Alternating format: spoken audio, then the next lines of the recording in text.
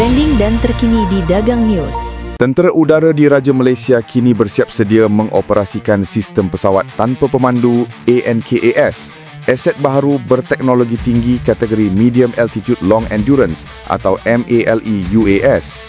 ANKAS kini berada pada fasa akhir integrasi dengan penghantaran dijangka hujung tahun ini. Kontrak perolehan 3 unit ANKAS dimeterai semasa 5-2023 antara Kementerian Pertahanan dan Turkish Aerospace Industries. Seramai 6 juruterbang dan 6 jurusensor senjata dari nombor 11 skuadron telah menamatkan kursus peralihan selama 5 bulan di Ankara, meliputi latihan simulator dan penerbangan sebenar. Skuadron ini, yang pernah mengoperasikan pesawat pejuang seperti Sabre dan Sukhoi Su-30 MKM, kini diberi tanggungjawab penuh mengendalikan ANKAS. Penugasan skuadron drone ANKAS pertama ini diumumkan pada 1 Jun 2020 oleh Panglima Tentera Udara ketika itu, Jeneral Tan Sri Akbal Abdul Samad. ANKAS mampu terbang selama 24 jam pada ketinggian 19,500 kaki.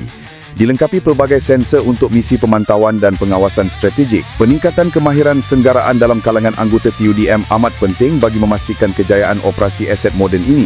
Kontrak perolehan 3 buah ANKAS bersama peralatan sokongan berkaitan dimeterai antara Kementerian Pertahanan dan TAI semasa 5-2023 di Langkawi.